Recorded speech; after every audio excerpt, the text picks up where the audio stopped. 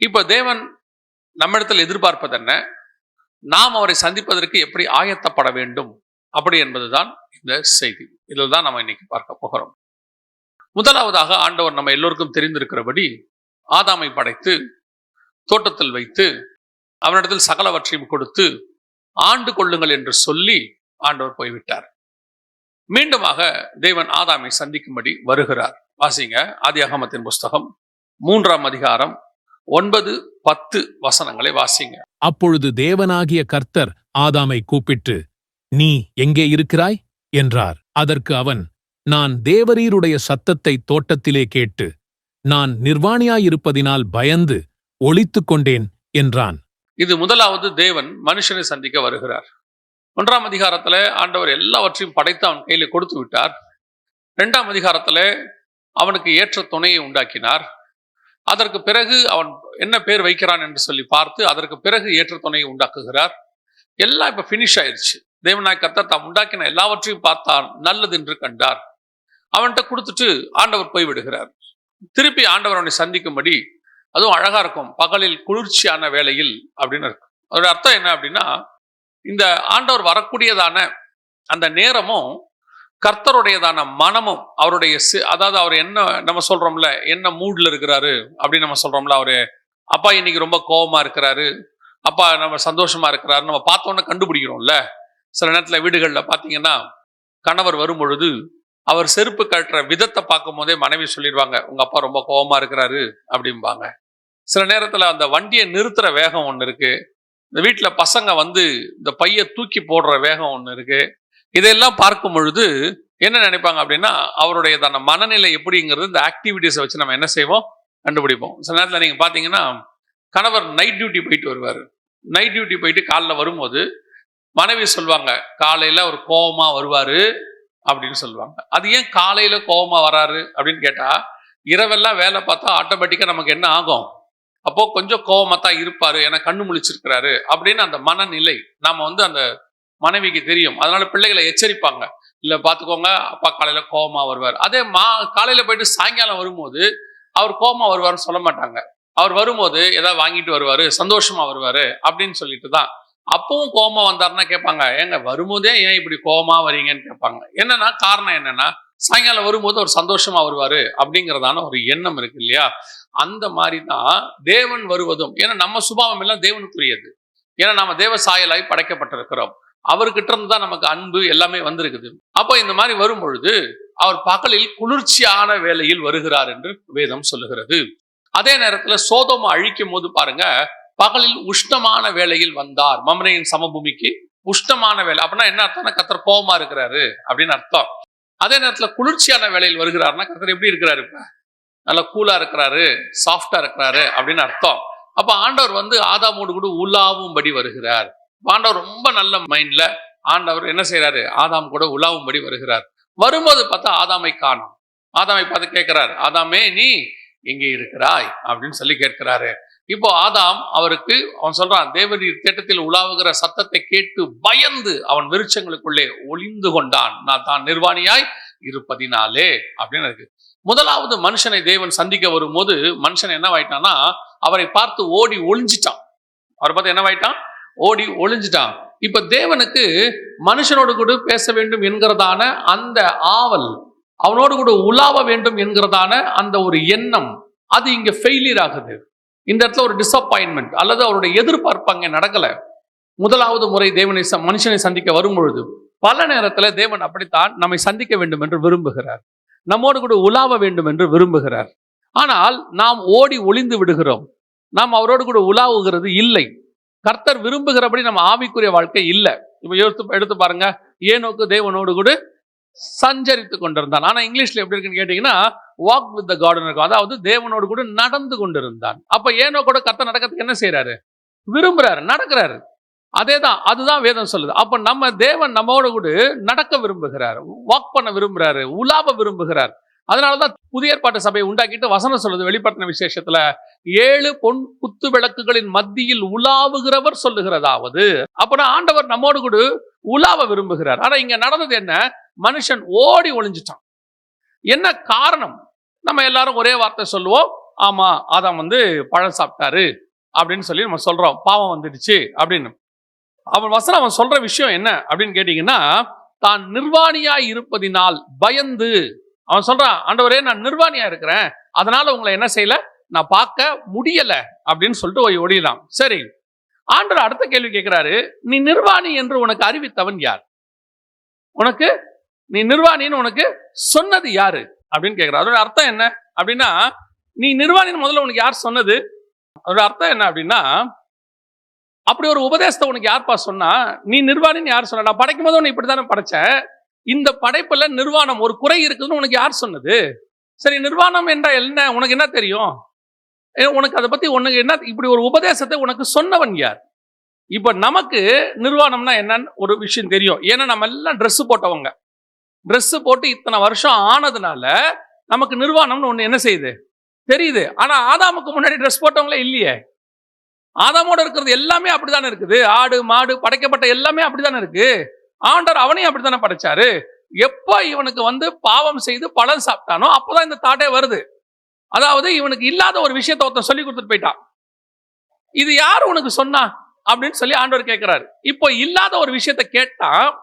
கேட்டது மட்டும் இல்ல, அந்த உபதேசத்தை இவனுக்குள்ள எடுத்துக்கிட்டு அந்த உபதேசத்துக்கு இவன் பயப்படுறான். இப்ப எந்த உபதேசத்துக்கு பயப்படுறான்? நான் நிர்வாணியா இருப்பதினால் பயந்து அப்படின்றான். ஏன்னா இந்த முதல்ல இப்படி ஒரு உபதேசமே இல்ல, இந்த உபதேசத்துக்கு நீ ஏன் பயப்படுற? முதல்ல 2 கொரிந்தியர் 11 3 வாசிக்கும் போது ஆண்டவர் ஏவாளை குறித்து ஒரு வார்த்தை எழுதுறாரு. பவுல் சொல்லும் பொழுது ஒரு வார்த்தை சொல்றாரு, ஸ்திரீயானவள் சர்ப்பத்தினால் வஞ்சிக்கப்பட்டது போல அப்படிங்கிறார். அதோட அர்த்தம் என்ன? உபதேசத்துல அவங்க வஞ்சிக்கப்பட்டாங்களா. அதுக்கு அடுத்து அப்படியே சொல்வாரு, அப்படியே உங்கள் இருதயமும் கிறிஸ்துவை பற்றின உபதேசத்திலிருந்து வழி விலகி விடுமோ என்று நான் பயந்திருக்கிறேன் அப்படிங்கிறார். அதோட அர்த்தம் என்ன? கர்த்தர் ஒரு சுவிசேஷம் சொல்லிட்டு போயிருக்கிறாரு. அந்த சுவிசேஷத்தை கேட்டு அந்த சுவிசேஷத்துல ஒரு நல்ல ஆலயத்துக்குள்ள வச்சிருக்கிறாரு. அப்படி இருக்கும் பொழுது இங்க வேறொரு உபதேசத்தை வேற ஒருத்தர் எங்கேயோ சொல்றாங்க. யாரோ ஒருத்தன் சொல்றான், டிவியில சொல்றானா அல்லது யூடியூப்ல சொல்றானா அல்லது யாரோ ஏதோ ஒரு உபதேசத்தை சொல்றாங்க. அந்த உபதேசத்துக்கு நீங்கள் இவ்வளவு செவிசாய்ப்பீர்களானால் இங்கே கொடுக்கப்படுகிற சத்தியத்துக்கு நீங்கள் எவ்வளவு செவிசாய்ச்சிருக்கணும்? ஆண்டவர் எங்களுக்கு சொல்லிட்டு போயிருக்கிறாரப்பா, நாங்க ஆண்டவர் சொல்லாத வேறொரு உபதேசத்தை நீ வந்து சொல்றியே. சர்வ வல்லமையுள்ள தேவன் எங்களை படைச்சு எங்க கையில எல்லாத்தையும் ஒப்படைச்சு என் மனைவின்னு ஒன்றை உண்டாக்கி என் கையில கொடுத்துட்டு ஆண்டு கொள்ளுங்கள் சொல்லிட்டு போயிருக்கிற ஆண்டவருக்கு தெரியாத நிர்வாணம் என்பது வெளியிருந்து வந்த பாம்புக்கு சொல்லி உனக்கு தெரியுதே, எப்படி இது உனக்கு தெரிஞ்சிச்சு? அதனால ஆண்டவர் கேட்கிறாரு, நீ நிர்வாணி என்று உனக்கு அறிவித்தவன் யார்? அப்படி ஒரு உபதேசமே இல்லையாப்பா, அப்படி ஒரு விஷயமே இல்லையே. அதுதான் இன்னைக்கு சபைகளுக்குள்ளே கிறிஸ்துவை சந்திப்பதற்கான தடை. என்ன தடை? ஒரு உபதேசத்தை கர்த்தர் கொடுத்துட்டு போயிருக்கிறார். இன்னைக்கு சபை அந்த உபதேசத்தில் காத்திருக்க வேண்டிய இடத்தில் இருக்கிறது. ஆனால் இன்னைக்கு அநேக உபதேசங்கள் உங்களுக்குள்ளே வந்து கொண்டிருக்கிறது. மாயையான உபதேசம், பொய்யான உபதேசம், செழிப்பான உபதேசம், இஷ்டத்துக்கு உபதேசம்.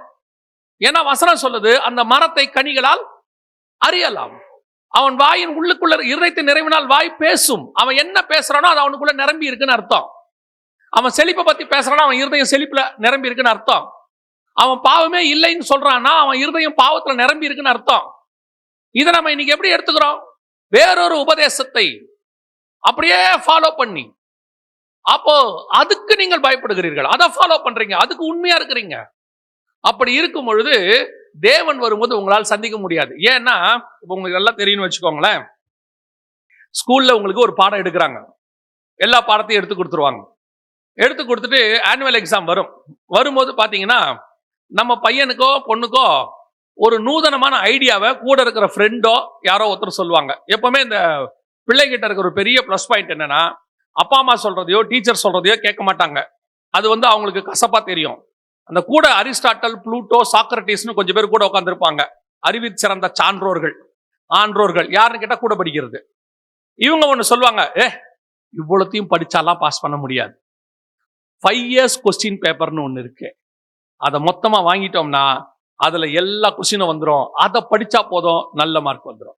இன்னொருத்தன் சொல்லுவான், இம்பார்ட்டன்ட் கொஸ்டின் ஒருத்தர் எனக்கு குறிச்சு கொடுத்துருக்கிறார், அதை நம்ம படிச்சோம்னா போதும் நல்ல மார்க் வந்துடும். இன்னொருத்தன் சொல்லுவான், கொஸ்டின் பேப்பர் ஒரு இடத்துல அவுட் ஆகுதான், அதை வாங்கி படிச்சா போதும். இப்ப நாம சொல்ற இந்த நேர் வழி அதுக்கு கசப்பா இருக்குது. எதுக்கு சொல்றேன்? பல நேரத்தில் நாங்கள் சொல்லுகிற உபதேசம் உங்களுக்கு கடினமா தெரியுது. டெய்லி படிச்சிடறா, முடிச்ச உடனே ஹோம்ஒர்க் எடுத்துரு, அன்னன்னைக்கு பாடத்தை அன்னன்னைக்கு முடிச்சிரு அப்படின்னு ஸ்கூல்ல. அது முடியாது. அதெல்லாம் பாத்துக்கலாம். எக்ஸாமுக்கு இன்னும் 6 மாசம் இருக்கும்பா. முந்தின நாள் வரைக்கும் அப்படிதான் சொல்லுவான். அதுக்கப்புறம் தான் தெரியும் கஷ்டம். ஆனால் நாங்கள் சொல்லுகிற உபதேசத்துக்கு செவி சாய்க்காத நீங்கள் இந்த மாதிரி தப்பான உபதேசத்துக்கு எப்படி செவி சாய்க்கிறான் பாருங்க. அதுக்காக பிரயாசப்படுறான் பாருங்க. ஒரு கள்ள உபதேசத்தை சொல்லும் போது உங்களுக்கு கேட்கறதுக்கு இனிமையா இருக்குது, அது உங்களுக்கு ரொம்ப ஈஸியா தெரியுது. அதே நேரத்தில் சபையில கொடுக்கிற உபதேசம் கொஞ்சம் ஸ்ட்ராங்கா இருக்கு, பாஸ்டர் கொஞ்சம் திட்டுறாரு, பாஸ்டர் கொஞ்சம் கடிந்து கொள்றாருன்னா அது ஏன் உங்களுக்கு கடினமாய்ப்படுகிறது? அதனுடைய விளைவு என்ன? கிறிஸ்து வரும்பொழுது உங்களால் அவருக்கு முன்பாக நிற்க முடியாது. காரணம், நீங்கள் வேறொரு உபதேசத்தை ஃபாலோ பண்ணவங்க, வேறொரு உபதேசத்துக்கு பின்னால் போனவங்க. அது கொஞ்சம் கேட்கறதுக்கு நல்லா இருக்கும், பார்வைக்கு இன்பம், புசிப்புக்கு ஏற்றது, புத்தியை தெளிவிக்கிறது, நாலேஜா இருக்குது, அப்பா செமையா இருக்குங்க. அது ஹீப்ரூல இருந்து இப்படி சொல்றாங்க, கிரீக்ல இருந்து இப்படி கொண்டாடுறாங்க, இது மூல பாஷையில இருக்குதா, இது அகழ்வாராய்ச்சியில கண்டுபிடிச்சாங்களா, எதை கண்டுபிடிச்சாலும் சரி உங்க கையில இருக்கிற பைபிளை வச்சுதான் கர்த்தர் உங்க நியாயம் தீர்க்க போறேன். அதுதான் உங்க நியாயம் தீர்ப்பு. அவனுக்கு அவன் வசனமே நியாயம் தீர்க்க போகிறதா இருக்கிறது. இந்த கையில இருக்கிற பைபிளை ஒழுங்கா படிச்சு பரலோகத்துக்கு போறதை விட்டுட்டு இன்னைக்கு அதுவும் இந்த கடைசி காலத்துல பாம்பு, அன்னைக்கு ஏதேனுக்குள்ள ஒரு பாம்பு தான் வந்துச்சு, இன்னைக்கு 4 பக்கத்துல இருந்து 4 பாம்பு குட்டி வருது. இப்படி ஒரு சபை என்ன ஆகுது? ஓடி ஒளிகிற சபை. கடைசியில கர்த்தர் என்ன செஞ்சாராம் தெரியுமா? அவங்கள வாசிங்க, 3ஆம் அதிகாரம் கடைசி வசனத்தை வாசிங்க, ஆதியாகமத்தின் புஸ்தகம். மனுஷனை துரத்தி விட்டு, அப்படின்னா என்ன பண்ணிட்டாராம் கர்த்தர்? இருக்கவே இருக்காத, ஓடி போன்ட்டாராம். தோட்டத்துக்குள்ள உனக்கு இனி வேலையே கிடையாது, வெளியே போ அப்படின்ற அர்த்தம் அது. பல நேரங்களிலே கர்த்தர் கொடுக்கிற உபதேசம் கடினமாய்த்தான் இருக்கும். சில காரியங்களை செய்ய வேண்டாம் என்று சொல்லுவார். அது நம் நன்மைக்காகத்தான் இருக்குமே ஒழிய ஒரு நாளும் நம் தீமைக்காக இருக்கவே இருக்காது. அந்த மாதிரி சில விஷயங்களை கர்த்தர் நமக்கு சொல்லாவிட்டால் அது நமக்கு புரியலன்னு அர்த்தம், அவ்வளவுதான். ஆனால் அதற்கு பின்னால் நன்மை மட்டுமே இருக்கும். அதை செய்யும் போது என்ன ஆகுது? மீறி செய்யும் போது என்ன ஆகுது? ஆண்டவர் சொல்றாரு, ஆதாம் பாவம் செஞ்சு அவன் பயந்தான், அது வேற. ஆனால் கர்த்தருடைய பார்வையில் அது எப்படி இருந்துச்சான் தெரியுமா? வாசிங்க, ஓசியாவின் புஸ்தகம் 6ஆம் அதிகாரம் 7வது வசனத்தை வாசிங்க. அவர்களோ ஆதாமை போல் உடன்படிக்கையை மீறி, அப்படின்னா என்ன அர்த்தம்? ஆதாமை பொறுத்த வரைக்கும் அது பழத்தை சாப்பிட்டது, கர்த்தரை பொறுத்த வரைக்கும் அது உடன்படிக்கையை மீறினது. நான் உங்ககிட்ட ஒரு உடன்படிக்கை பண்ணியிருக்கிறேன், இதை செய்யாதன்னு சொல்லி, அவ்வளவுதான். ஆனால் நீயோ என்ன செய்தாய்? உடன்படிக்கை மீறினாய். அதனுடைய விளைவு என்ன? விரட்டப்பட்டான். கிறிஸ்து வரும்பொழுது, சந்திக்க வரும்போது, முதலாவது வரும்பொழுது அவரை சந்திக்க மனம் இல்லாமல் அல்லது பயந்து ஓடி போனவன் விரட்டப்பட்டான். அவனுக்குரிய ஆசீர்வாதம் இல்லாமல் போய்விட்டது. இப்ப இயேசு வரப்போகிறார், நம்ம அவரை சந்திக்க ஆயத்தப்பட சொல்லி வேதம் சொல்லுது. ஆனால் இன்னைக்கு நாம் உடன்படிக்கையில் இருக்கிறோமா? ஆதாமுடைய உடன்படிக்கையை விட, இஸ்ரவேலுக்கு கொடுக்கப்பட்ட உடன்படிக்கையை விட நம்முடைய உடன்படிக்கை மேலானது, மகத்துவமானது. ஆதாம் கொடுத்த உடன்படிக்கை மனசாட்சியின் உடன்படிக்கை, இஸ்ரவேலுக்கு கொடுத்தது நியாயப்பிரமாணம். அதை குறித்து ஆண்டவர் சொல்றாரு, நன்மைக்கு ஏதுவல்லாத பிரமாணங்களையும் ஜீவனுக்கு அல்லாத நியமங்களையும் அவர்களுக்கு கொடுத்தேன், ஆனா உங்களுக்கும் எனக்கும் நித்திய ஜீவ வசனம் நம்மிடத்தில் உண்டு. நம்முடைய உடன்படிக்கை எப்படிப்பட்டதா இருக்கிறது? மகா பரிசுத்த ஸ்தலத்துக்குள் பிரவேசிக்கிறதா இருக்கிறது. அப்ப இந்த உடன்படிக்கையை நாம் கரெக்டா ஃபாலோ பண்றோமா? இன்னைக்கும் அப்படித்தான். நமக்கு நாமே சிலர் அப்படி லைட்டா சொல்லி கொடுத்துட்டு போயிடுறாங்க. இல்லைங்க, அதெல்லாம் ஒண்ணு கவலைப்படாதீங்க, கர்த்தர் கிருபை உள்ளவர், பழலாம் சாப்பிட்டா ஒன்றும் செய்ய மாட்டார், பாவம் செஞ்சா ஒண்ணும் மாட்டார், ஆண்டவர் ரொம்ப மன்னிப்பாருங்க. நல்லா தெரிஞ்சுக்கோங்க, மன்னிக்கிற தேவன் தான், கிருபை உள்ளவர் தான். அவருக்கு இன்னொரு பார்ட்டும் இருக்கு, இன்னொரு பகுதியும் இருக்கு. அவர் நீதியுள்ள நியாயாதிபதியாய் இருக்கிறார். இன்னொரு பார்ட் இருக்கு, எரிச்சல் உள்ள தேவனாக இருக்கிறார். நீங்க இயேசுநாதரை வெறும் கிருபை உள்ளவரா தானே பாக்குறீங்க, அன்புள்ளவரா தானே பாக்குறீங்க. டோட்டல் பைபிள்ல பாருங்க, பரலோகமும் சரி, வானமும் சரி, பூமியும் சரி, எதுக்கு பயப்படுவாங்கன்னு கேட்டீங்கன்னா இயேசு கிறிஸ்துவின் கோபத்திற்கு. நீங்க பழைய ஏற்பாட்டுல வாசிச்சு பாருங்க, சங்கீதம் சொல்லும், வழியிலே நீங்கள் அழியாமலும் இருக்கும்படிக்கு குமாரன் கோபம் கொள்ளாமலும் வழியிலே நீங்கள் அழியாமல் இருக்கும்படிக்கு அவரை என்ன செய்யுங்க? முத்தம் செய்யுங்கள். அப்படின்னா குமாரன் கோபம் எப்படிப்பட்டதுன்னு பாருங்க. புதிய ஏற்பாடு சொல்லுது, வெளிப்படுத்தின விசேஷம் 6ஆம் அதிகாரத்துல 15-16 வசனம் சொல்லுது, கண்மலைகளையும் பர்வதங்களையும் நோக்கி நீங்கள் எங்கள் மேல் விழுந்து சிங்காசனத்தின் மேல் வீற்றிருக்கிறவருடைய முகத்திற்கும் ஆட்டுக்குட்டியானவருடைய கோபத்திற்கும் எங்களை மறைத்துக் கொள்ளுங்கள். 6:16 இருக்குது. அப்படின்னா புதிய ஏற்பாடு பழைய ஏற்பாடு ரெண்டுத்திலையும் யார் பயப்படுறதுன்னா குமாரனின் கோபம், இயேசு கிறிஸ்துவோடைய கோபம். நீங்க அவர் ரொம்ப சாஃப்டா நினைச்சிட்டு இருக்கிறீங்க, கிருபை உள்ளவர் தான் இப்போ. ஆனா வரும்போது அவர் கிருபை உள்ளவர் அல்ல. கிருபை உள்ளவர் தான், ஆனாலும் நீதியுள்ள நியாயாதிபதி. அவருடைய கோபம் பற்றி எரிய போகிறது என்று வேதம் சொல்லுகிறது. அப்ப நாம அவரை சந்திக்க ஆயத்தப்பட்டிருக்கிறோமா? இன்னைக்கு அவருடைய உடன்படிக்கையில நிக்கிறோமா? அல்லது அவருக்கு முன்பாக நிற்கக்கூடியதான ஒரு நிலைமை இல்லையே. உங்களுக்கு நான் உண்மையை சொல்றேன். நீங்க பாருங்க, கர்த்தருக்கு பிரியமில்லாத காரியத்தை செஞ்சுட்டீங்கன்னா சபைக்கு வந்துருவீங்க. ஆனா சபையில கம்யூனியன் கொடுக்கும்போது உங்களுக்கு எடுக்கிறதுக்கு உங்களை அறியாமலே ஒரு அச்சம் உங்களுக்குள்ள இருக்கும் இல்லையா? இந்த கம்யூனியன் எடுக்க போகும்போது ஐயோ, யாரும் சொல்ல வேணாம், உங்களுக்கே தோணும் நம்ம இதெல்லாம் செய்யறோம். அது ஒருத்தனுக்கு தோணலைன்னா அவன் மனசாட்சியில சூடு உண்டவன் ஆயிட்டான்னு அர்த்தம். அதை செஞ்சு செஞ்சு செஞ்சு கம்யூனியன் எடுத்து எடுத்து எடுத்து அந்த பாவத்தோடய அதை செஞ்சு செஞ்சு இப்ப அவனுக்கு என்ன இல்லை, மனசாட்சியில சூடு உண்டவன் ஆயிட்டான். அவனை பத்தி நான் பேசல. நீங்க பாவம் செஞ்சுட்டோன்ற உணர்வு இருக்கிறவன் அந்த கம்யூனியன் எடுக்கிறதுக்கு ரொம்ப யோசிப்பான். அப்படியே கையில வச்சுக்கிட்டு கதறுவான், ஆண்டவர்கிட்ட கேட்பான், ஆண்டவரே எப்படியாவது மன்னிச்சிருங்கப்பா அப்படின்னு கேட்பான். ஒரு கம்யூனியன் எடுக்கிறதுக்கே நம்மளால போய் அந்த கம்யூனியனுக்கு முன்னாடி நிக்கிறதுக்கே இவ்வளவு பதபதைக்கிறோமே, எப்படி தேவனுக்கு முன்னாடி நிப்பீங்க? அவர் வரும்போது எப்படி நிப்பீங்க? அதான் ஆதாமால் நிக்க முடியல, ஓடி ஒளிஞ்சிடறான். அந்த சுபாவமே ஓடி ஒளிய செய்யுது. ஐயோ முடியாது, அந்த பரிசுத்த தேவனுக்கு முன்னாடி நிக்க முடியாதுன்னு. அப்படி இருக்கும் பொழுது இயேசு கிறிஸ்து மீண்டும் வரப்போகிறார். வரும்பொழுது உங்களை பார்த்தா கூப்பிடத்தான் போறாரு. அவர் அப்படித்தான் வசனம் சொல்லுது, கிறிஸ்துவுக்குள் மரித்தவர்கள் முதலாவது எழுந்திருப்பார்கள், பின் உயிரோடு இருக்கிற நாமும் போக போறோம். ஆனால் அவரை சந்திக்கிற இடத்துல இருக்கிறோமா, ஓடி ஒளியிற கூட்டத்துல இருக்கிறோமா? அதுக்கப்புறம் கர்த்தர் விரட்டி விட்டுருவாரு. ஆதாம விரட்டினாரு, ஆனா ஒரு வாய்ப்பு இருந்துச்சு திருப்பி வரத்துக்கு. ஆனா வருகையில நம்மளை விரட்டிட்டார்னா அதோடு நியாய தீர்ப்பு தான். இப்போ ரெண்டாவது ஆண்டவர் யாரை துரத்துகிறார் பாருங்க, வாசிங்க. ஆதியாகமத்தின் புஸ்தகம் 4ஆம் அதிகாரம் 14வது வசனத்தை வாசிங்க. இன்று என்னை இந்த தேசத்திலிருந்து துரத்தி விடுகிறீர், சமூகத்திற்கு விலகி மறைந்து. அப்படின்னா என்ன அர்த்தம்? காயின் தோட்டத்தை விட்டு வெளியே வந்துட்டார் ஆதாம், அதுக்கப்புறம் தான் காயின். ஆனா இப்ப காயின் எங்கதான் இருக்கிறான்னு கேட்டீங்கன்னா மகிழ்ச்சியான இடத்துல இருக்கிறார். ஏன்னா ஏதேன் என்பது எதை குறிக்கிறது? மன மகிழ்ச்சி, மகிழ்ச்சியான இடம் அப்படின்னு அர்த்தம். இப்போ அவர் அங்கதான் இருக்கிறாரு. அதான் உள்ளுக்குள்ள வந்தாச்சு. இப்போ சந்தோஷமா காணிக்கை செலுத்துறாரு, அவர் நல்ல பிசினஸ் பண்றாரு, கர்த்தர் அவர் ஆசீர்வதிக்கிறாரு, எல்லாம் நடக்குது, எல்லாம் ஓகே தான். ஆனா வசனம் சொல்லுது, அந்த காட்ஸ் பிரசன்ஸ்ல இருந்து இப்பொழுது இரண்டாவது முறையாக மனுஷன் துரத்தப்படுகிறார். இப்பவும் கர்த்தர் வரார். வந்து காயினை பார்த்து கேட்கிறாரு, ஆபேல் எங்கே அப்படின்னு கேட்கிறாரு. உன் சகோதரனாகிய ஆபேல் எங்கே? இரண்டாவது முறை வருகிறார். இப்ப காயின் சொன்ன பதில், அவன் ஓடி ஒளிஞ்சிட்டான். இவன் சொல்றான், நானா காவலாளியா? நான் என்ன அவனுக்கு என்ன வாட்ச்மேனா? இல்ல அவனுக்கு கார்டியனா? நான் என்ன அவங்ககிட்ட இருந்து பார்த்துட்டு சொல்லணுமா? எவ்வளவு துணிகரம் பாருங்க. இது இரண்டாவது குரூப். கர்த்தர் வரும்போது ஏன் துரத்தி விடுகிறார் என்று சொன்னால், இது ஒரு துணிகரம். எங்க துணிகரத்துல இருக்கான் தெரியுமா? காட்ஸ் பிரசன்ஸ்குள்ள இருக்கிறவனுக்கு துணிகரம். அந்த வசனம் சொல்லுது, இன்று இந்த சமூகத்திலிருந்து, உம்முடைய சமூகத்திலிருந்து என்னை துரத்தி விடுகிறீர். 16வது வசனம் வாசிங்க. 16, கர்த்தருடைய சன்னதியை விட்டு புறப்பட்டு. அப்படின்னா என்ன அர்த்தம் தெரியுமா? இப்ப நீங்க எல்லாம் கர்த்தர் சமூகத்துல தான் உட்கார்ந்து இருக்கிறீங்க, தேவ சந்நிதியில தான் உட்கார்ந்து இருக்கிறீங்க. ஆனா இங்க எத்தனை பேர் கர்த்தருக்கு முன்பாக துணிகரமாய் உட்கார்ந்து இருக்கிறவங்க? துணிகரமா கொலையும் செஞ்சுவிட்டு சமூகத்திலையும் உட்கார்ந்துக்கிட்டு ஆண்டவர் உணர்த்துறாரு. அவன் எங்கடான்னு கேட்கிறாரு. அவருக்கு தெரியாத இவன் அவனை கொலை பண்ணிட்டான்னு. அவர் தான் அடுத்து சொல்றாரு, உன்னுடைய சகோதர ரத்தம் என்னை நோக்கி கூப்பிட்டதுன்றாரு. சோ அவருக்கு தெரியும் தானே. தெரிஞ்சு ஏன் உன்னை கேட்கிறாரு? உன் வாயில இருந்து என்ன வார்த்தை வருது? ஆண்டவரே நான் கோபத்துல அவனை கொண்டுட்டேன்னு சொல்றியா? ஆண்டவரே நான் மன்னிச்சிட்டீங்கன்னு சொல்றியான்னு கேட்கறதுக்கு தான் கேட்கிறாரு ஆண்டவர். ஆனா இங்க என்ன நடக்குது? துணிகரம். தேவ சமூகத்துக்குள் உட்கார்ந்து கொண்டு துணிகரம். நல்லா தெரிஞ்சுக்கொள்ளுங்க, ஆண்டவருடைய சமூகத்துக்கு வெளியே இருக்கிறவன் துணிகரமா செய்யறானா அவனுக்கே நியாய தீர்ப்பு உண்டு. நேபுகாத் நேச்சாருக்கே நியாய தீர்ப்பு உண்டு. வெளியே செய்கிற அத்தனை பேருக்கும் நியாய தீர்ப்பு உண்டு. கர்த்தர் செய்கிறாரு, எல்லாருக்கும் உண்டு. ஆனால் வெளியே செய்கிறவனை விட உள்ள செய்கிறவனுக்கு அதிகம் உண்டு. தேவனுடைய நியாய தீர்ப்பு தேவனுடைய ஆலயத்திலிருந்து புறப்படுகிறது.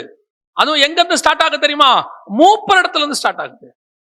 வெளியிருந்து உள்ள வரல நியாய தீர்ப்பு, உள்ள இருந்து வெளியே போகுது அக்னி. தேவனுடைய சமூகத்தில் உட்கார்ந்து இருக்கிறவர்களுக்குள்ள துணிகரமான பாவம், துணிகரமான எண்ணங்கள். இங்கே உட்கார்ந்துகிட்டு ஆண்டவர் உணர்த்தும் போது கூட உணராத ஒரு கூட்டம் இருக்கு. என்ன உணர்வு இல்ல, நானா செஞ்சேன்.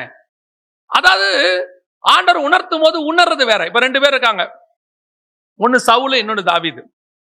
2 பேரும் பாவம் செய்யறாங்க. 2 பேர்கிட்ட 2 தீர்க்கதரிசி வந்து பேசுறாங்க.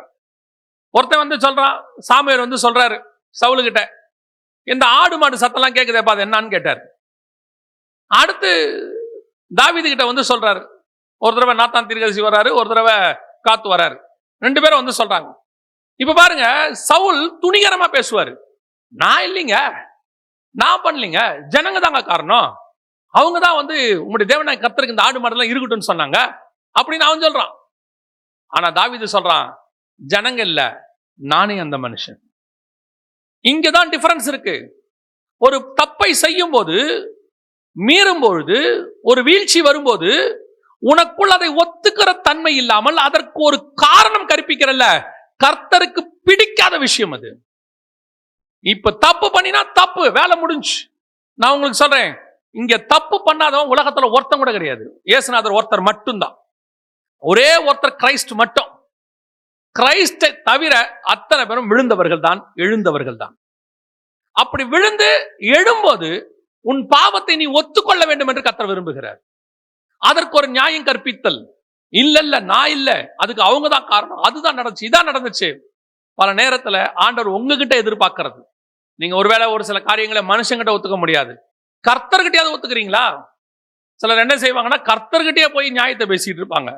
என்ன இப்படி பண்ணிட்டாங்க ஆண்டவரே, ஆண்டவருக்கு தெரியாத மாதிரி. நீங்க என்ன பண்ணீங்கன்னு அவருக்கு தெரியும்.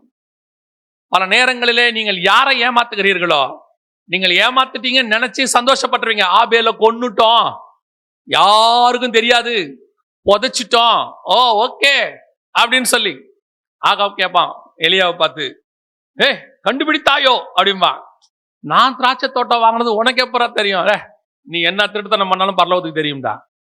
நீ என்ன நினைச்சுக்கிட்டு இருக்கிற, யாருக்கும் தெரியாது, யாருக்கும் தெரியாதுன்னு? நீ பண்ற ஒவ்வொன்றும் பரலோகத்துக்கு தெரியும். ஆண்டவர் யாருக்கிட்டையும் சொல்லாம இருக்காரு. சொல்ல தொடங்கினாரா தொலைஞ்ச. சில நேரத்துல கர்த்தர் உணர்த்தும் போதே மனம் திரும்பிட்டீனா நல்லது. இல்ல உன்னை மனம் திரும்ப வைப்பாரு. இல்லையா, காட்ஸ் பிரசன்ஸை விட்டு துரத்துவார். இப்போ சவுல துரத்திட்டார். வசனம் சொல்லுது, நான் புறம்பே தள்ளின சவுலுக்காக நீ எந்த மட்டும் துக்கித்துக் கொண்டிருப்பாய். அதே நேரத்துல தாவீதை பார்த்து அவன் மனம் திரும்பின உடனே, அழுத உடனே ஆண்டவர் சொல்றாரு, உன் ராஜ்யபாரம் நிலை பெற்றிருக்கும். தாழ்த்தின பிழைச்ச அந்த பாவத்தை விட்டுட்டு நான் காப்பாற்றப்பட்டுருவேன்.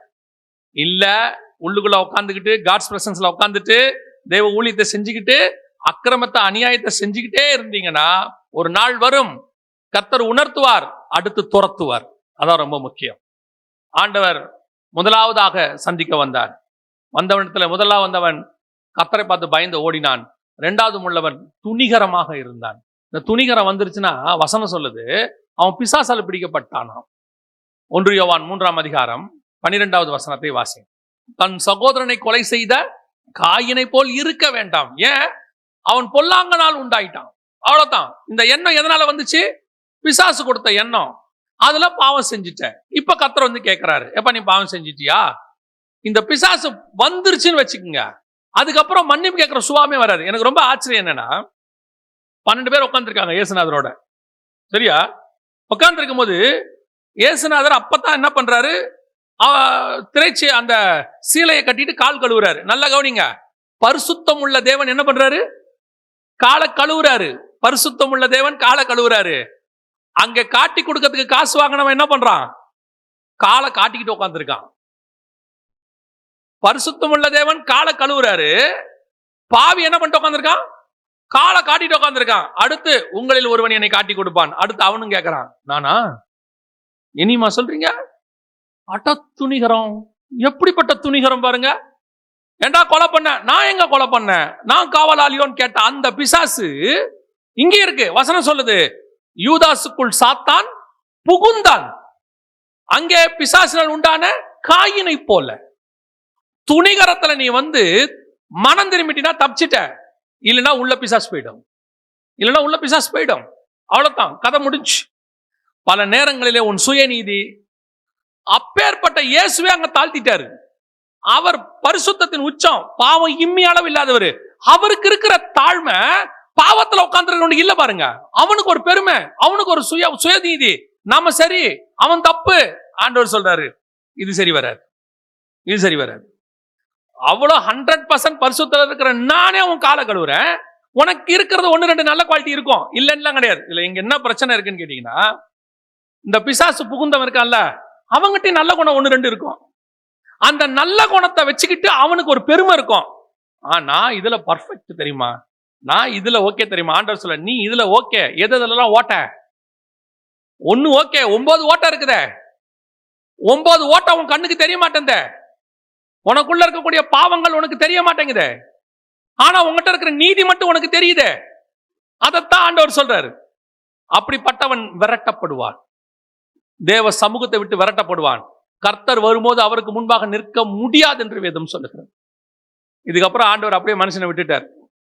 அதுக்கு அடுத்து கர்த்தர் திருப்பி ஒரு ஆசைப்படுறாரு, மனுஷன் கூட வாசம் பண்ணணும்னு சொல்லி. வாசிங்க யாத்ராகமத்தின் புத்தகம் 29ஆம் அதிகாரம் 45 வாசிங்க. இஸ்ரவேல் புத்திரரின் நடுவே நான் வாசம் பண்ணி அவர்களுக்கு தேவனாய் இருப்பேன். ரொம்ப நாள் கழிச்சு கர்த்தர் சொல்றார் மோசே கிட்ட, சரிப்பா, ஏதேனுக்குள்ள வந்து வாழணும்னு நினைச்சேன், உலாவணும்னு நினைச்சேன், அவன் ஓடிட்டான், காயின் பொய் சொல்லிட்டான், 2 பேரையும் விரட்டி விட்டேன், இனி இவனுக்கு நடுவில் நான் இருக்க முடியாது. அதனால ரொம்ப வருஷம், எத்தனை வருஷம், ஏறக்குறைய 2500 வருஷம் அப்படி போயிடுச்சுப்பா. இப்ப சொல்றார் ஆண்டவர், ரைட் ஓகே, நான் இவங்க நடுவில் வாசம் பண்ண விரும்புறேன், அதனால என்ன செய்ய, அவர்கள் நடுவில் எனக்கு ஒரு கூடாரத்தை போடு அப்படின்னு சொல்லி. 42வது வசனம் வாசிங்க. அதுல 42, உன்னுடனே பேசும்படி நான் உங்களை சந்திக்கும் இடமாயிருக்கிற ஆசரிப்பு கூடாரத்தினுடைய வாசலாகிய கர்த்தருடைய சந்நிதியிலே உங்கள் தலைமுறை தோறும் செலுத்தப்பட வேண்டிய நித்திய சர்வாங்க தகன பலி இதுவே.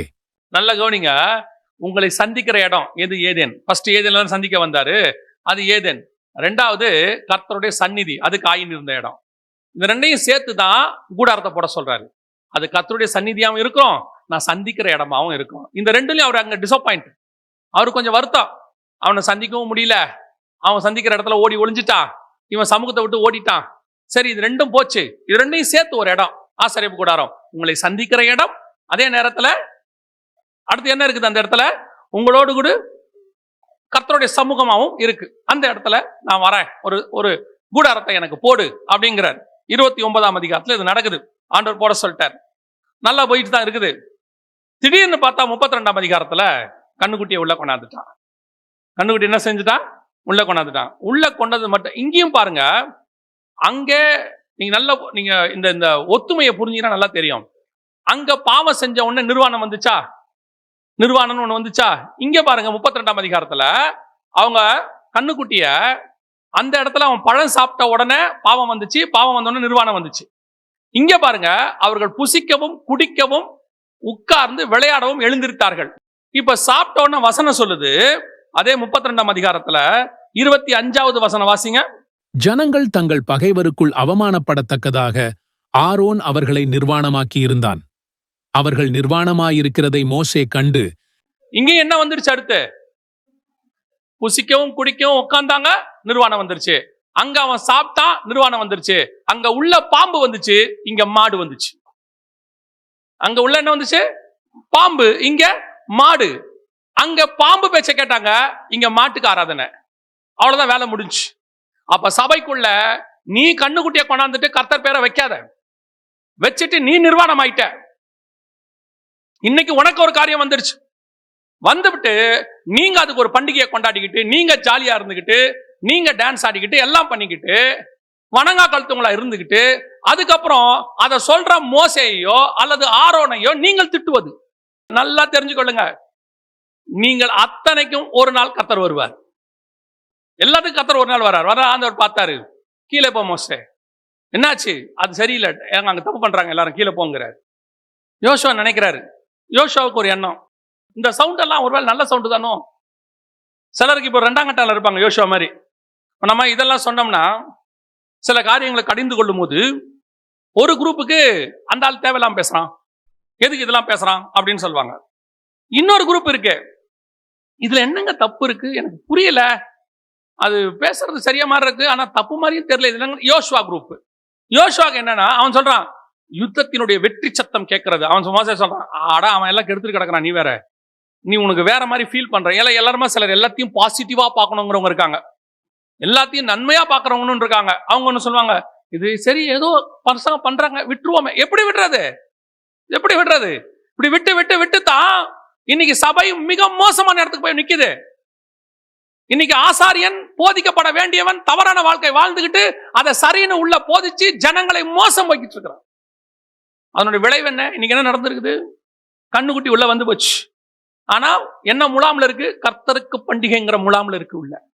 இன்னைக்கு பல காரியங்கள் கர்த்தருடைய நாமத்தில், பிசாசினுடைய காரியங்கள் சபைக்குள்ள இருக்கிறது. இப்ப சொல்றாரு, கீழே போ.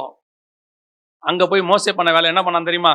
வாசிங்க, யாத்ராகமத்தின் புஸ்தகம் 33ஆம் அதிகாரம் 7வது வசனத்தை வாசி. மோசே கூடாரத்தை பெயர்த்து அதை பாளையத்துக்கு புறம்பே தூரத்திலே போட்டு அதற்கு ஆசரிப்பு கூடாரம் என்று பெயரிட்டான். கர்த்தரை தேடும் யாவரும் பாளையத்துக்கு புறம்பான ஆசரிப்பு கூடாரத்துக்கு போவார்கள். இனிமேட்டு உங்க நடுவுல கர்த்தரை வச்சோம்னா நீங்க செத்து போவீங்க. ஒரு இடத்துல கர்த்தர் சமூகத்திலிருந்து காயினை விரட்டினார். கர்த்தர் சமூகத்திலிருந்து ஆதாமை விரட்டினார்.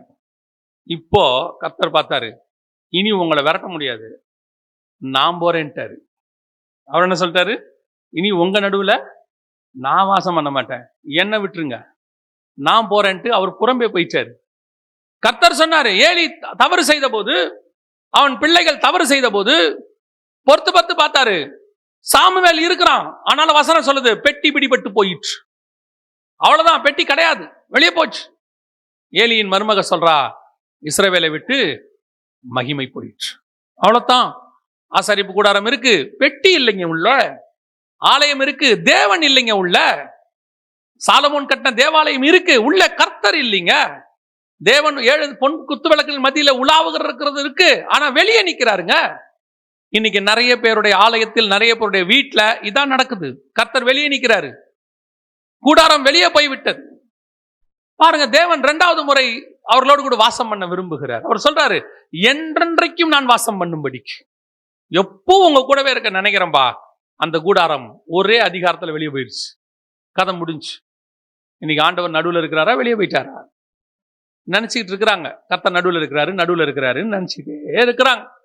ஆனா கூடாரம் ரொம்ப தூரத்துக்கு போய் 2வது முறை இஸ்ரவேலுக்கு ஆண்டவர் வரும் பொழுது, இந்த முறை அவர்களை விரட்டவில்லை, அவர் போயிட்டார். உன்னை விட்டு கர்த்தர் போயிட்டாரு. நல்லா மனசுல ஒண்ணு வச்சுக்கொள்ளுங்க, கர்த்தர் நம்ம கூட இருக்கிற வரைக்கும் தான் எல்லா மரியாதையும், அத்தனை கனமும். எப்பவும் ஆண்டவர் எனக்கு சொல்லி கொடுத்தது, நான் சொல்லுவேன் மெசேஜ்ல, கழுத மேல கர்த்தர் இருக்கிற வரைக்கும் தான் கழுதைக்கு மரியாதை. எல்லாம் விரிப்பாங்க, கீழே துணி விரிப்பாங்க, கிளை உடைச்சு போடுவாங்க, முன்னாடி பாடுவாங்க, ஆடுவாங்க. தாவீதின் நாமத்தில் வருகிறவர் ஸ்தோத்தரிக்கப்பட்டவர், தாவீதின் மைந்தனுக்கு ஓசன்னா எல்லாம் சொல்லுவாங்க. கழுத நினைச்சுக்க கூடாது, ஆறா நம்ம வர்றோன்னு, நம்ம நடக்கிறோன்னு. ஏசுநாதரா நடக்கிறாரு, நடக்கலையா? அவர் மேலதான் உட்காந்துருக்காரு. நடக்கிறது யாரு? கழுத நினைச்சுக்குது, என் காலு கீழே படக்கூடாதுன்னு அப்படியே அழகா கிளைய உடைச்சு போடுறாங்க. வெயில்ல சூடாக கூடாதுன்னு மத்துன்னு போடுறாங்க, துணியை விரிக்கிறாங்க. அப்ப ஊழியக்காரன் நினைச்சுக்க கூடாது, கூப்பிட்டு ஹோட்டல்ல தங்க வைக்கிறாங்க, காலையில நல்ல சாப்பாடு கொடுக்குறாங்க, வாசல நின்று வரவேற்று பூச்செண்டெல்லாம் கொடுக்குறாங்க. மேல கர்த்தர் இருக்கிற வரைக்கும் தான் அந்த மரியாதைன்னு தெரியணும். இயேசுநாதர் இருக்கிற வரைக்கும் தான் மரியாதை. கூடாரம் வெளியே போச்சு, இஸ்ரவேலுக்கு மரியாதை இல்லை, எவன் வேணாலும் ஜெயிச்சுட்டு போயிடுவான். தேவன் வெளியே போனாரு, ஆலயத்தை சில்லா உடைச்சிருவாங்க, ஒரு கல்லின் மேல் ஒரு கல் இல்லாதபடிக்கு உடைச்சு விடுவாங்க. இதான் நடக்கும். இயேசுநாதர் ஆலயத்துக்குள்ள வந்து கிளீன் பண்ணார். என்ன பண்ணாரு? கிளீன் பண்ணி எல்லாம் ரெடி பண்றார் பக்காவா. சரி, இதுக்கப்புறம் இவனுக்கு சரியா இருப்பானுங்கன்ட்டு இவன் என்ன பண்ணிட்டான் தெரியுமா? ஓ, ஆலயத்துக்குள்ள நீங்க கிளீன் பண்றீங்களான்ட்டு இவரை நகரத்துக்கு புறம்பே கொண்டு போய் சிலுவையில் அடிச்சு விட்டான். ஆசாரி கூட்டார் இப்ப எங்க போயிருச்சு? இப்ப வெளியே போயிருச்சு. மோசே ஆசாரி கூட்டத்துக்கு வெளியே போட்டார்ல, அதே மாதிரி இயேசுநாதர் எங்க கூட்டிட்டு போயிட்டான்? எருசலேமை விட்டு புறம்பே கூட்டு போயிட்டான், ஆலயத்தை விட்டு புறம்பே கூட்டு போயிட்டான். வாசிங்களேன், எபிரேயருக்கு எழுதின நிருபம் 13ஆம் அதிகாரம் 12வது வசனம் வாசி. நகர வாசலுக்கு புறம்பே பாடுபட்டார். அப்படின்னா அர்த்தம், கூடாரம் இங்க புறம்பே போயிடுச்சு, இயேசு உடன்படிக்கை பெட்டி இங்க புறம்பே போயிடுச்சு. இவரு போனாரு ஊரை விட்டு வெளியே.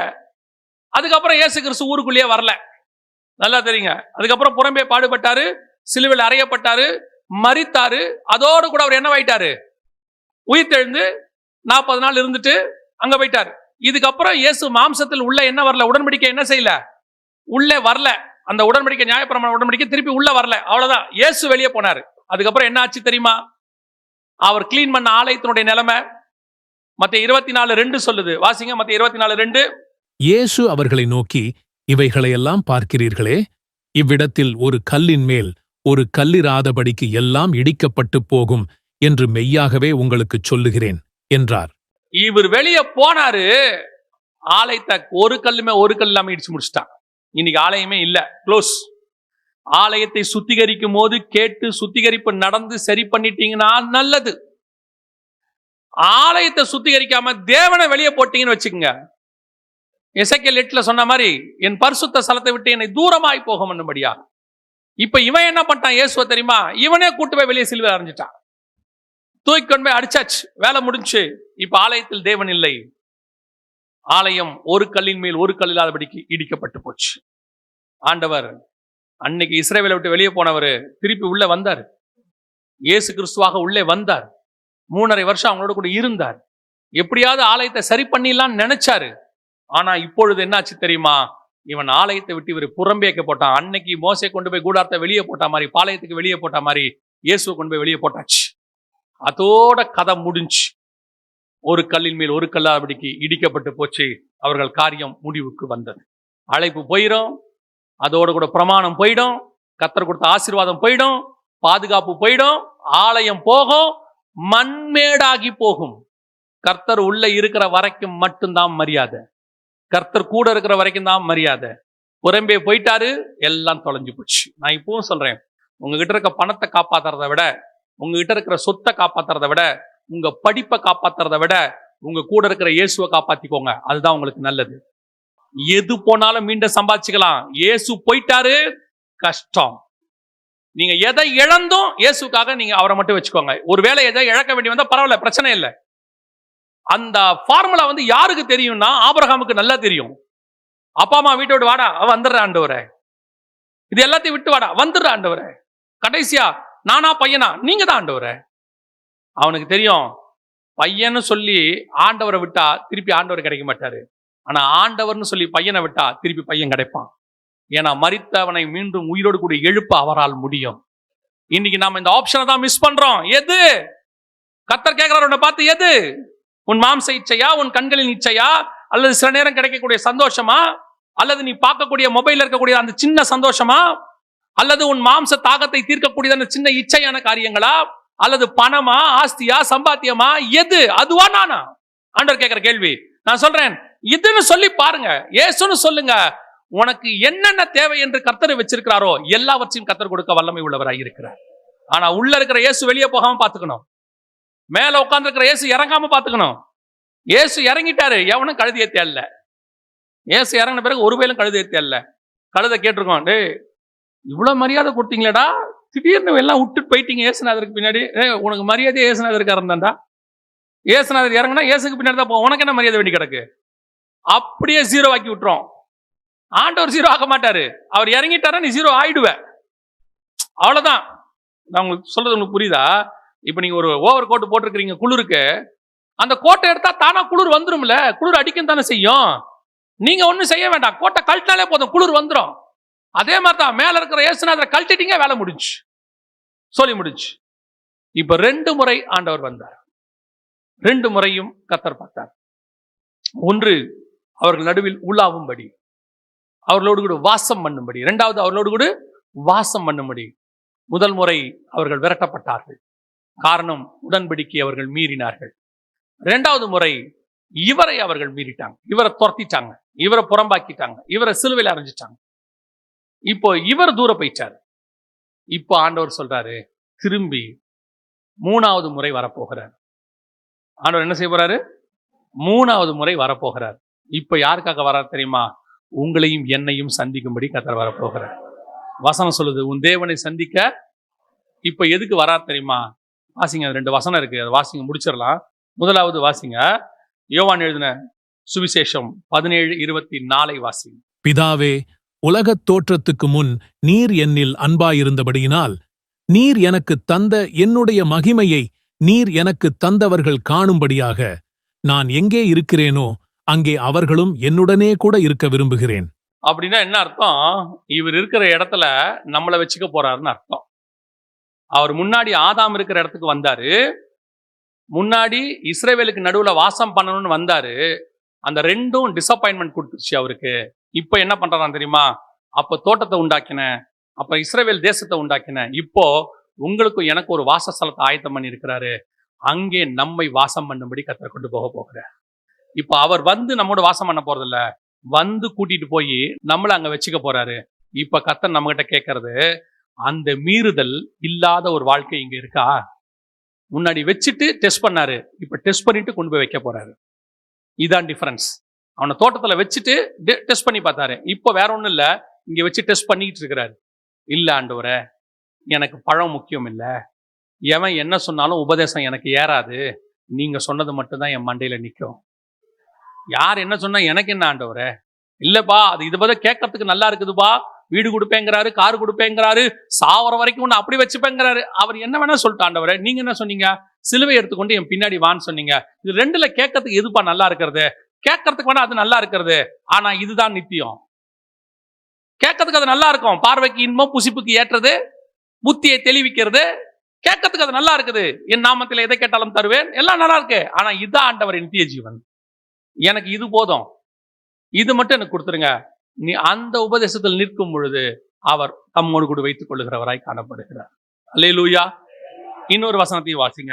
வெளிப்படுத்தின விசேஷம் 7ஆம் அதிகாரம் 15வது வசனம் வாசிங்க.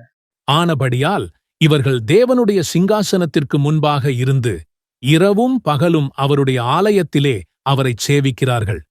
சிங்காசனத்தின் மேல் வீற்றிருக்கிறவர் இவர்களுக்குள்ளே வாசமாயிருப்பார். இப்ப இரவும் பகலும் அவரை சேவிக்கிற கூட்டத்தில் நீங்கள் நானும் மாறிவிடும். இனி ஆலயத்தை விட்டு நம்ம வெளியே போகவே மாட்டோம். அன்னைக்கு ஆலயத்தை விட்டு அவர் போனார் இல்ல, புறம்பாக்கப்பட்டார்ல, இப்போ புறம்பாக்கப்பட மாட்டோம். ஆலயத்துக்குள்ள நீங்களும் அவரும் நானுமாக ஒரே ஆலயத்துக்குள் வாசம் பண்ண போகிறோம். அந்த 2 பேர்கிட்ட மிஸ் ஆனதை கர்த்தர் உங்களையும் என்னையும் வச்சு நிறைவேற்றுறாரு. ஆனா அந்த 2 பேரும் ஏன் மிஸ் ஆனாங்களோ அந்த டெஸ்ட்டை இப்ப வச்சு நிறைவேற்றுறாரு. அப்ப வச்சுட்டு டெஸ்ட் பண்ணாரு, இப்ப டெஸ்ட் பண்ணிட்டு நிறைவேற்ற போறாரு. இப்ப தேவன் நம்மை சந்திக்க வரப்போகிறார். இந்த காரியங்கள் நீ ஆயத்தப்பட்டிருக்கும் பொழுது ஆட்டுக்குட்டியானவர் தாமே உங்களோடும் என்னோடு கூட நித்தியமாய் வாசம் பண்ண போகிறார். அல்லேலூயா. நாம் ஜெபிக்க போகிறோம். எந்திரிக்கலாமா நாம எல்லாரும் தேவ சமூகத்துல?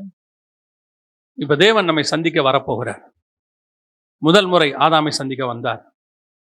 தோட்டத்தில் உலாவும்படி அவன் உடன்படிக்கையை மீறினான், ஓடி ஒளிந்தான், விரட்டப்பட்டான். ஆனா இப்பொழுது வேதம் சொல்லுது, நம்மை கூட்டி சேர்க்க போகிறார். நம்மை கர்த்தர் விரட்ட போகிறதில்லை, கூட்டி சேர்க்க போகிறார். நாலாபுரத்திலிருந்து கர்த்தர் கூட்டி சேர்க்க போகிறார். எதுக்கு தெரியுமா? அவர் நம்மோடு கூட உலாவும்படி, நம்மோடு கூட வாசம் பண்ணும்படி, அவர் எங்கே இருக்கிறாரோ அங்கே வாசம் பண்ணும்படி. ஆட்டுக்குட்டியாளர் தாமே நம்மை நடத்த போகிறார். அந்த வசனம் அப்படிதான் சொல்லுது. ஜீவ தண்ணீரண்டைக்கு நடத்துவார். நம்மோடு கூட அவரும் நடக்க போகிறார். 2வது, இஸ்ரவேலை சந்திக்கும்படி வந்தார். நடுவிலே வாசம் பண்ண வேண்டும் என்று விரும்பினார்.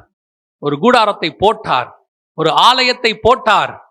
கூடாரத்துக்குள்ளே கண்ணுக்குட்டி வந்தது, ஆலயத்துக்குள்ளே அருவருப்பு வந்தது.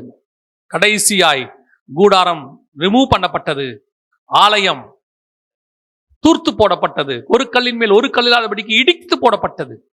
தேவனும் புறம்பாக்கப்பட்டார். இப்பொழுது ஆண்டவர் உங்களை என்னையும் அழைத்துக் கொண்டு போய் நடுவிலே வாசம் பண்ண வைத்து அவருடைய ஆலயத்துக்குள்ளே நாம் வாசம் பண்ண போகிறோம். கர்த்தர் நமக்கு ஒரு நல்ல ஆசீர்வாதத்தை வச்சிருக்கிறாரு. அதோடு தான் அவர் வரப்போறாரு. நீங்க ஆயத்தப்பட்டிருக்கிறீங்களா?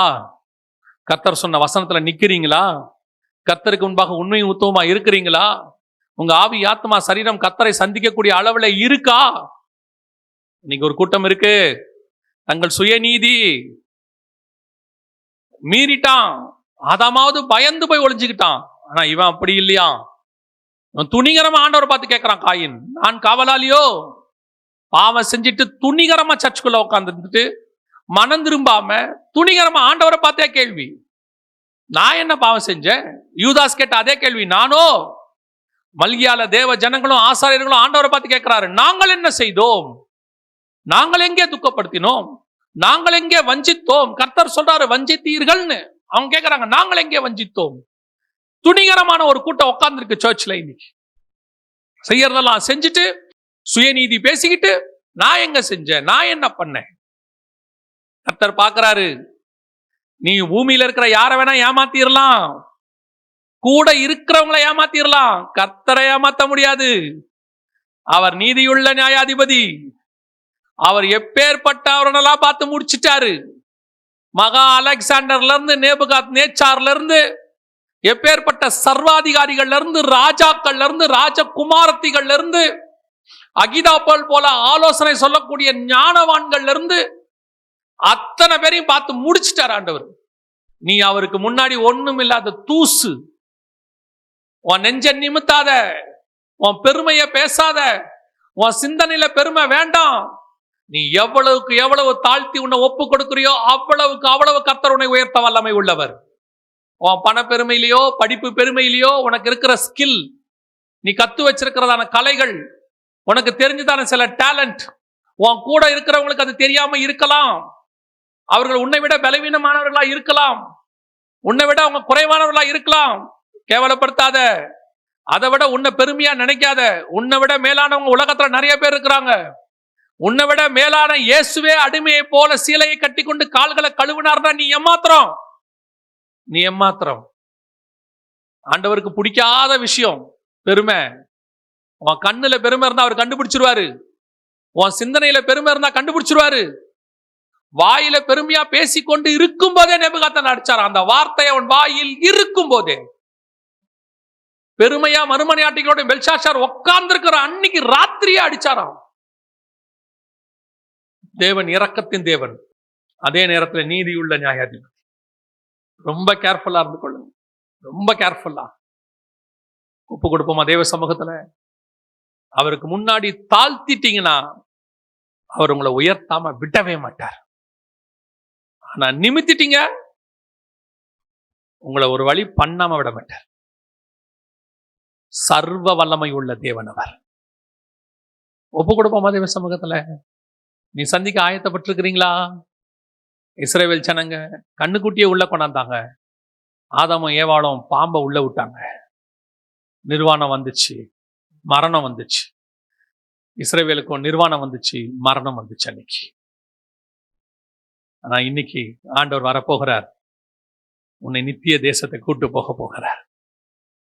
நம்ம கொண்டு போய் அங்க வைக்க போறார். ஒப்பு கொடுப்போமா? அப்படி ஒப்பு கொடுத்து தேவனை சந்திக்க ஆயத்தப்படணும்னு வாஞ்ச உள்ளவங்க எல்லாரும் கரங்களை ஆண்டவருக்கு நேராக உயர்த்தி ஒப்பு கொடுத்து, ஆண்டவரே நீர் வரும்பொழுது சந்திக்கிற கூட்டத்துல நான் காணப்பட வேண்டும். ஆண்டவரே, கர்த்தர் வருகிறார்.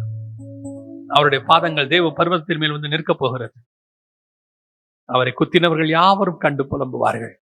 நீங்களும் நானுமோ வென்றால் அவரோடு கூட நித்திய நித்தியமாய் நடக்க போகிறார்.